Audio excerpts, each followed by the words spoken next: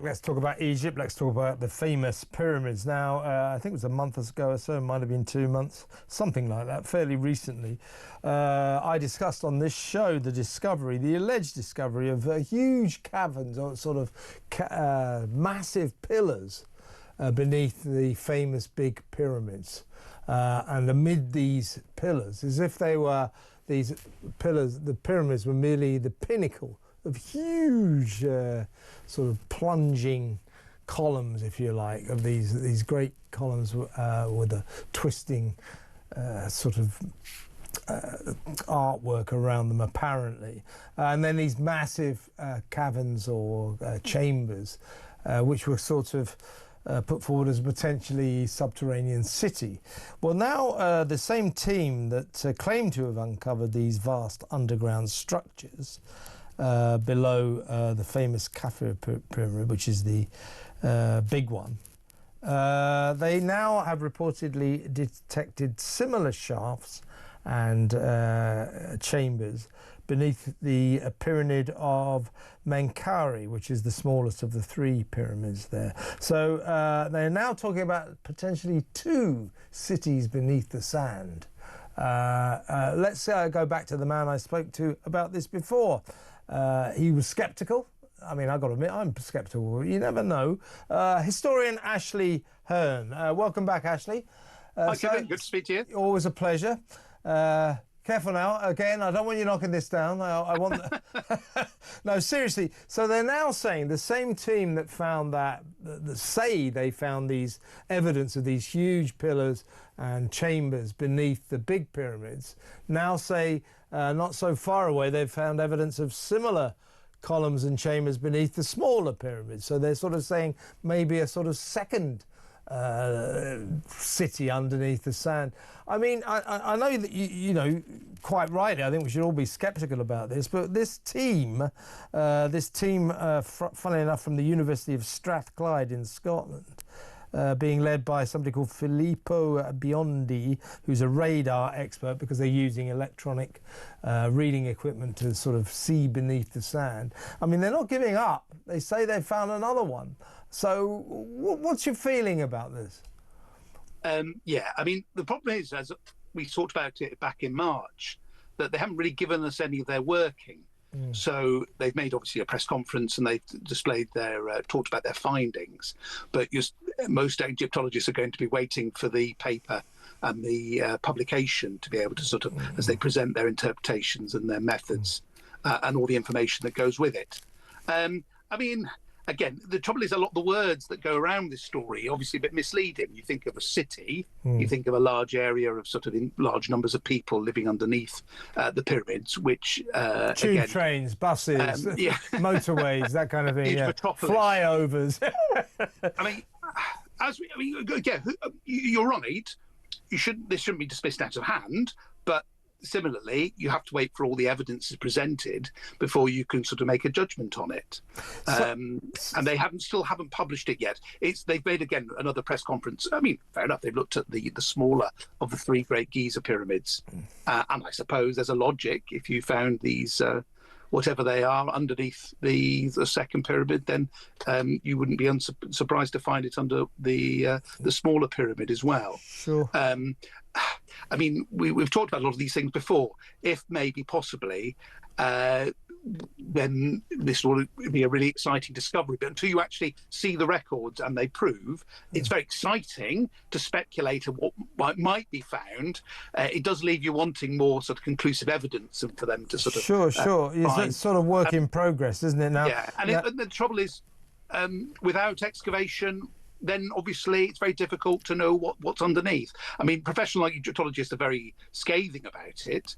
Now, you could argue, well, it's in their interest to be sceptical, and you could criticise them as acting as gatekeepers of knowledge, and that everyone has a sort of right to have their own theory and opinion. But when you're making these sort of claims, you do need solid evidence to be able to back it up. To play devil's advocate, you know, kind of traditional Egyptologists, experts, probably wouldn't like these sort of interlopers to suddenly turn up and say, look, we've discovered something that you've never mentioned, that you should have found. So there may be a bit of sort of academic warfare here. But Filippo Biondi, he says here, we firmly believe that the Giza structures are interconnected, reinforcing our view that the pyramids are merely the tip of the iceberg of a colossal underground infrastructural complex. The network likely consists of a dense system of tunnels linking the main subterranean structures. Now, if we, shall we say, reduce the concept of a city beneath the sand, it doesn't seem to me to be that far-fetched that perhaps there might have been tunnels connecting the pyramids, that there may be something in what this team is saying. Possibly. I mean, you've got some, we've talked about the pyramids in Teotihuacan in Mexico, constructed a couple of thousand years later, and there were some cave structures which are underneath the later pyramids. These caves very important in Mesoamerican culture. They were places of sort of very high sort of ritual and sacred value. So it made sense to build the pyramid on top of it. I mean, there are some interesting subterranean cities around the place. There's one in Turkey, which was held up to about 20,000 people. You can go and visit it. Was used throughout the sort of first millennium, dates right back to about 500 BC. So ancient subterranean cities are not unheard of. They're not unheard of. It's the timing and the chronology. I mean, again, this taps into this broader argument where we're getting into the sort of work of people that are popularised by people like Graham Hancock, which argues that this ties in, our entire narrative of how human civilizations have sort of evolved over time is wrong, and there are these much older civilizations, and that's the sort of, which gets attached to this story, is the idea of you do have these subterranean sort of passageways. They are connected to a large sort of underground structure. Who built them? Who had the ability to build them? This implies a much more complex, sophisticated sort of human society than our traditional narrative has led us to believe. And while that has some truth to it, in the sense that we now understand that humans were much more complex than we give them credit for, it, we have this old narrative of sort of humans, 10,000 years ago, humans were very stupid and basic, and we've got better over time. When in fact, for the last 100,000 years, humans are probably much cleverer, much more like us than we would expect. Yeah. But going from that possibility to this is a positive evidence of that, at this stage it's very difficult to say. I agree with that, obviously, but I mean, the pyramids are such incredible structures, as you say, revealing knowledge that we still can't quite understand. So the people that were capable of these incredible structures, using building techniques that we still don't quite understand, may have been capable of building subterranean cities, you know, as well.